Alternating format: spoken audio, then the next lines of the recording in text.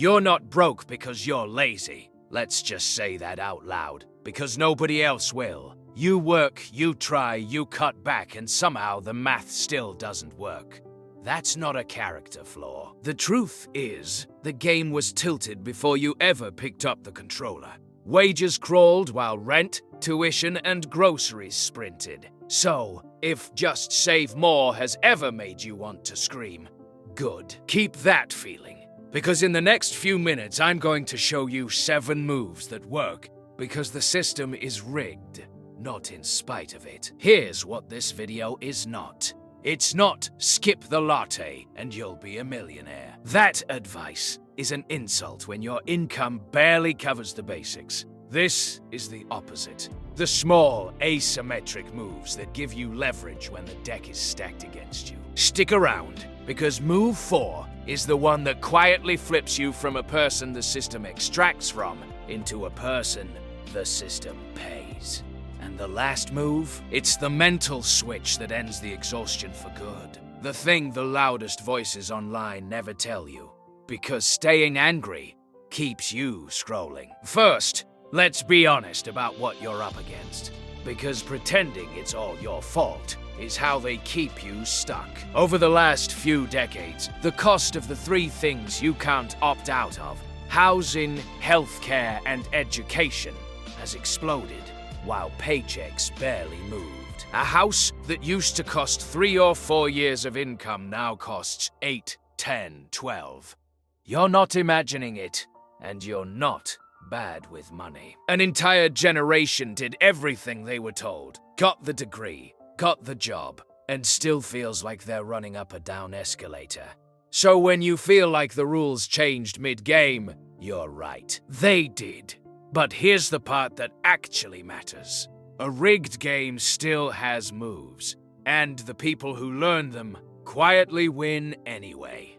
Move 1 is where that starts. Move 1, stop trying to win the game they designed for you to lose. The system is brilliant at one thing, getting you to compete on a field where the house always takes its cut. Trading every hour for a wage that barely keeps up is that field. The escape isn't working harder on the same board, it's quietly changing boards. That means pointing your energy at things that scale. A skill that pays more per hour, income that doesn't require you to be physically present, anything where the ceiling isn't bolted to the clock. You don't beat a rigged casino by betting bigger. You beat it by slowly becoming the house. And the first real way to do that is move 2. The one almost nobody starts because it feels too small to matter. Move 2. Start owning the very system that's squeezing you. Here's the quiet irony. The same companies raising your rent, your subscriptions, your grocery bill, are companies you can own a sliver of. When prices go up, their profits go up. And as a part owner, that flows back to you instead of only away from you.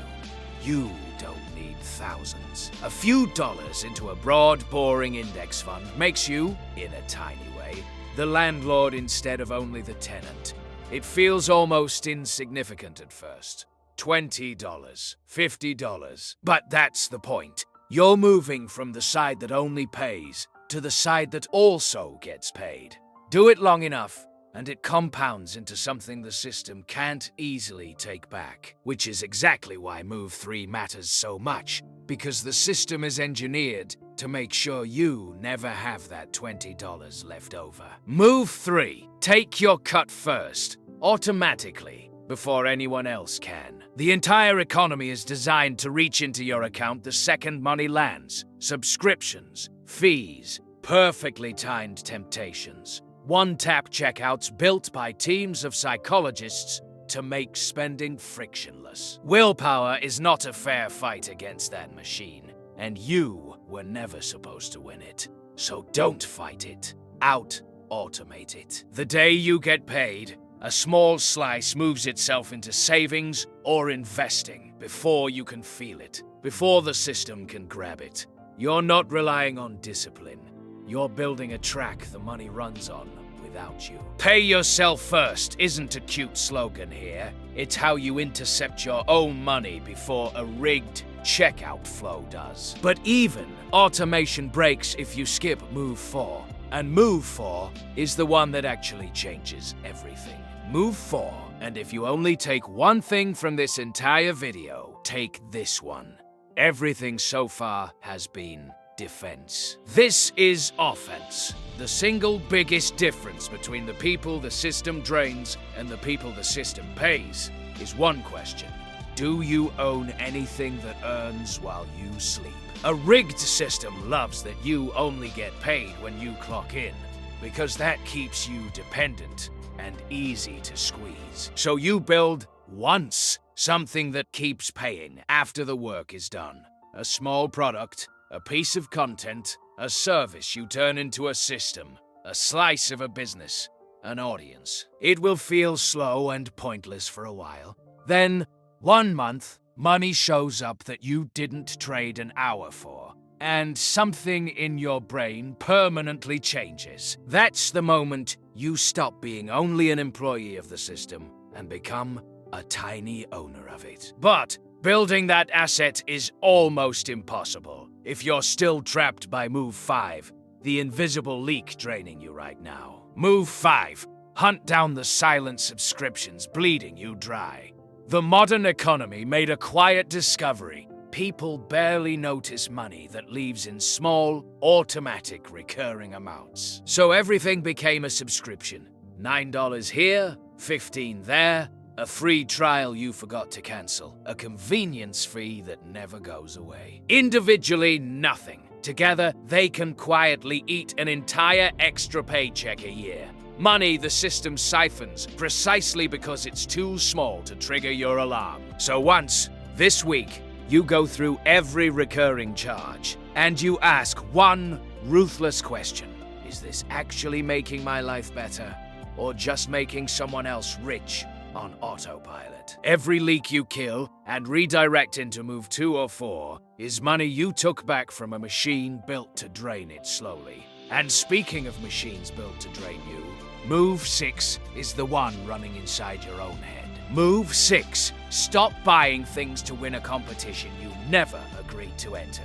Here's the most expensive trap of all, and it's psychological. The system makes its real money convincing you that the answer to feeling behind is to look less behind. The upgraded phone, the car you can't quite afford, the lifestyle performed for people who aren't paying your bills. Every dollar spent proving you're not broke is a dollar that could have made you genuinely not broke. The wealthy figured this out cold. They opt out of the status game entirely and let the savings compound in silence, choosing on purpose to look a little less impressive today so you can be quietly free later. That is one of the most rebellious financial moves there is. It's refusing to pay the tax on insecurity. Which brings us to the final move, the one that decides whether any of the others actually stick. Move 7, the one that makes or breaks all the rest. Refuse to let it's all rigged, so why bother win? This is the real trap. Financial nihilism. When the game feels hopeless, the tempting move is to stop playing. Spend it all, save nothing. Tell yourself it doesn't matter. And that is exactly the outcome the system is happiest with, because a person who's given up is the easiest person in the world to extract from. So, here's the switch. Yes, it's rigged, and that's precisely why every small move counts more, not less.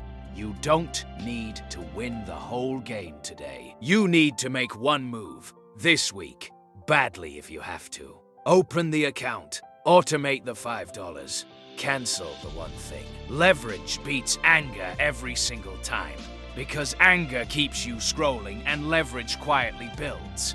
The system is betting you'll feel too small to start.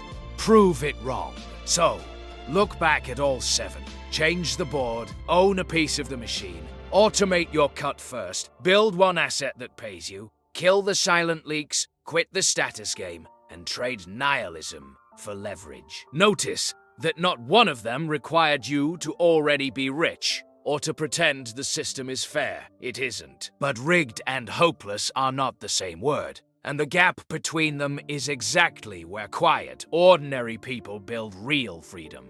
The system is counting on you to feel too tired and too small to make a single move. The most powerful thing you can do is make one anyway this week. This was the first episode of a new series called Silent Wealth Killers. The forces quietly draining you that nobody warned you about. And today's killer was the deadliest one. The belief that trying is pointless. Next time, we expose the silent killer hiding in plain sight in almost every paycheck. The everyday habit that feels responsible but quietly keeps you poor for life. Subscribe to The Money Mind. Make your one move and stop letting a rigged game convince you not to play.